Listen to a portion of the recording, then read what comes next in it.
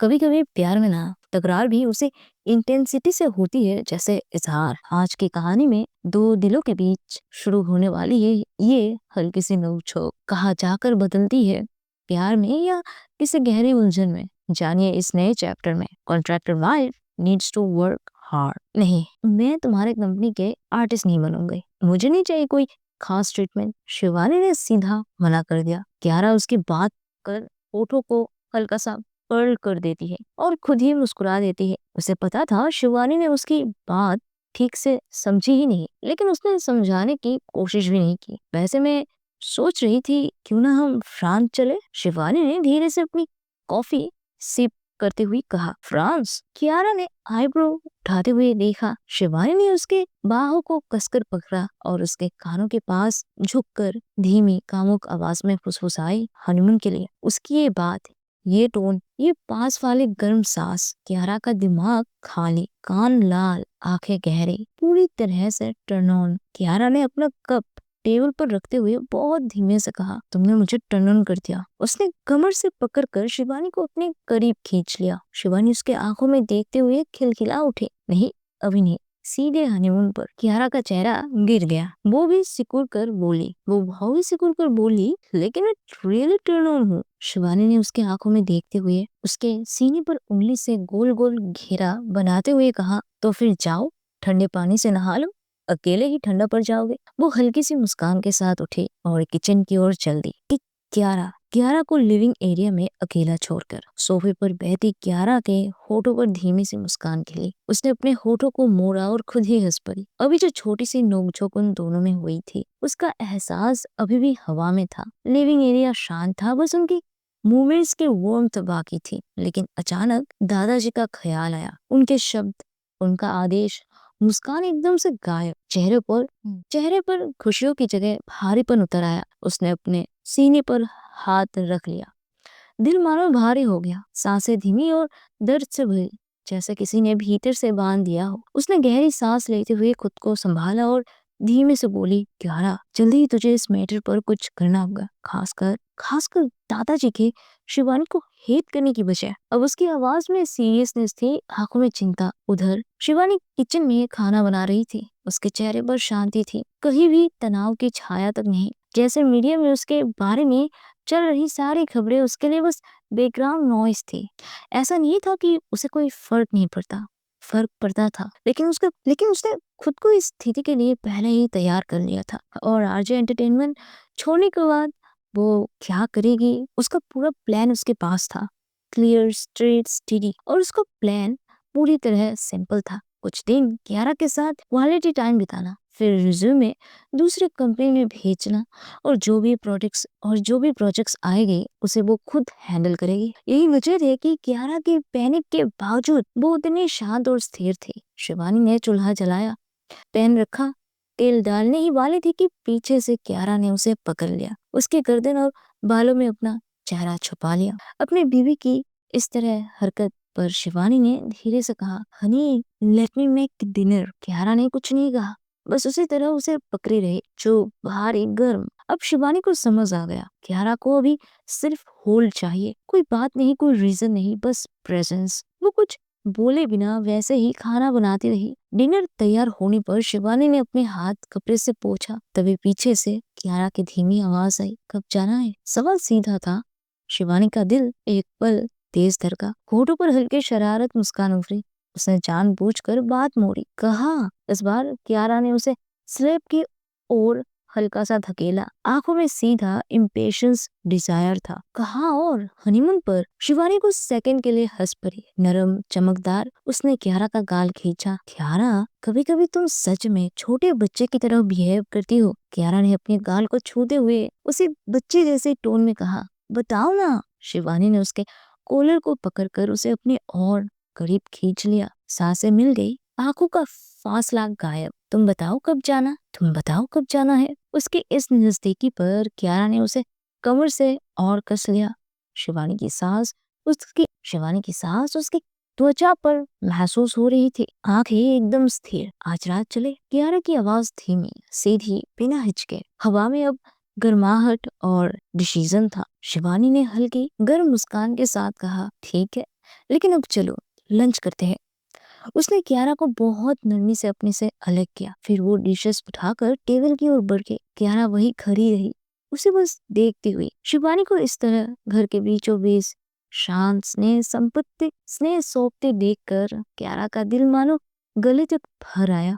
उसने अपने धड़कते दिल पर हाथ रखा, एक गहरी लंबी सांस ली और फिर चुपचाप टेबल की ओर चली गई। कियारा ने टेबल पर बैठते ही सामने रखे डिशेस को देखा, एक एक धीरे, फिर उनकी खुशबू को गहराई से सांसों में लेने लगी। ये तो देखकर ही टेस्टी लग रहे हैं। उसकी आवाज ऑलमोस्ट फुसफुसाहट थी। शिवानी ने धीमे प्लेफुल कॉन्फिडेंस के साथ कहा, तो फिर रोका किसने, चलो टूट पड़ो। कियारा हंस पड़ी, हल्की चमकदार, फिर सच में खाना खाने में डूब गई, जैसे भूख नहीं यादें भर रही हो। शिवानी उसे देखती रही, शांत, संतोष, थोड़ी सी भावुक। कियारा को अपने हाथों से बनाया हुआ खाना इस तरह चाव से खाते देख शिवानी के अंदर एक गर्माहट उठी, नरम, भरी हुई, गहरी, जैसे कोई बहुत पुरानी, बहुत सुरक्षित जगह दिल के अंदर मिल गई हो। ठीक ठीक कियारा अपने मुंह में खाना ठूसते ही जा रही थी जब उसकी नजर अचानक शिवानी पर पड़ी। वो उसे देख रही थी, शांत, स्थिर, ऑलमोस्ट स्टडिंग हर। कियारा ने नादानी और थोड़ी सी शर्म छुपाते हुए कहा, तुम खाओ, ऐसे क्यों देख रही हो। शिवानी ने बस हल्का सा सिर झुकाया और बिना कुछ कहे टेबल पर बैठ गई। दोनों खाना खा रहे थे, लेकिन खामोशी में भावनाएं ज्यादा बोल रही थी। शिवानी अपनी पेस में खा रही थी, स्टडी, और कियारा यूजर जल्दी। उसने जल्दी से खाना खत्म किया, टिश्यू से अपने होठ और उंगलियों को पोंछा और फिर चुपचाप बैठकर उसका इंतजार करने लगी। वो उसे देखते हुए इंतजार कर रही थी, जैसे हर सेकंड उसके दिल में और कुछ भर रहा हो। शिवानी जब फाइनली फिनिश्ड हुई और अपने होठ पोंछने लगी, तभी कियारा ने सॉफ्टली, ऑलमोस्ट तुरंत कहा, तो सोचा है कौन सी कंपनी ज्वाइन करनी है। शिवानी ने धीमी, शांत वाली आवाज में कहा, अभी तक नहीं। हाँ, आर्चर एंटरटेनमेंट से बड़ी मार्केट के वाली कंपनी ज्वाइन करने का इरादा है। कियारा ने अपनी आंखें उसकी तरफ उठाई, आवाज धीरे, almost breath like star house. Shivani हल्के से हंसी, लेकिन वो हंसी में पुरानी यादों की धूल थी। सच कहूँ, जब मैं नई थी, आर्चर एंटरटेनमेंट में भी नया था, तब स्टार हाउस ने मुझे ऑफर दिया था। वो रुकती है, थोड़ा नीचे देखती है, फिर बहुत शांत, ऑलमोस्ट वेटलेस सुर में बोली, पर मैंने तो मना कर दिया था, तो अब मुझे नहीं लगता कि वो मुझे चांस देंगे। शिवानी की बातों को कियारा ने ध्यान से सुना। उसके आंखों में एक सोच, एक गणना, एक यकीन उतर आया। फिर वो धीमी लेकिन निश्चितता के साथ बोली, लेकिन वो तुम्हें अब भी अपनी कंपनी में चाहते हैं। शिवानी की नजर उस पर उठी, हल्का आईब्रो लिफ्ट, और तुम्हें कैसे पता। कियारा ने बिना रुके, बिना झिझके जवाब दिया, उनका मेल आया है तुम्हारे लिए। खामोशी गहरी और सांस थोड़ी धीमी। शिवानी ने कुछ नहीं कहा, बस एक लंबी सांस अंदर ली, फिर बाहर छोड़ी।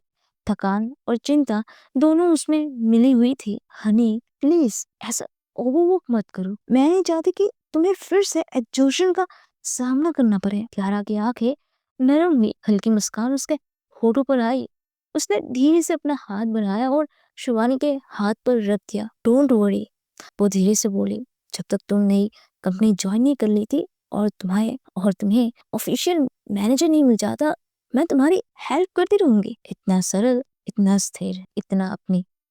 शिवानी के पास कुछ कहने को नहीं था, शब्द बेकार लग रहे थे। वो सिर्फ उसे देखती रही, जैसे कोई ऐसी जगह मिल गई हो जहाँ दिल आखिरकार ठहर सकता है। शिवानी ने कुछ देर गहरी सांस ली, फिर धीमे से बोली, ओके ठीक है, चलो अब थोड़ा आराम करते हैं, रात को निकलना भी है। उसने कियारा का हाथ पकड़कर उसे अपने साथ कमरे की ओर ले लिया। शाम पूरी तरह ढल चुकी थी, दिन की रोशनी जा चुकी थी, और उसके साथ ही वो सारी आवाजें, नजरें, दुनिया और मीडिया पीछे छोड़ दी गई थी। दोनों ने अपना सामान पैक कर लिया था। कियारा के प्राइवेट जेट पर सिर्फ वो दो थे, कोई क्रू नहीं, कोई शोर नहीं, सिर्फ उनके सांसों की आवाज और बीच बीच में गिरती भावनाओं की हल्की गूंज। शिवानी ने अपना सिर कियारा के कंधों पर रख दिया और धीरे धीरे नींद में डूब रही थी। कियारा फाइल्स देख रही थी, या देखने का नाटक कर रही थी, क्योंकि उसके दिमाग में सिर्फ एक ही बात बार बार घूम रही थी। दादाजी की वो शर्त शिवानी से डिवोर्स लेने की। उसके हाथों में फाइल्स थी लेकिन दिल कहीं और था। उसे हिम्मत नहीं हो रही थी कि कैसे बताए,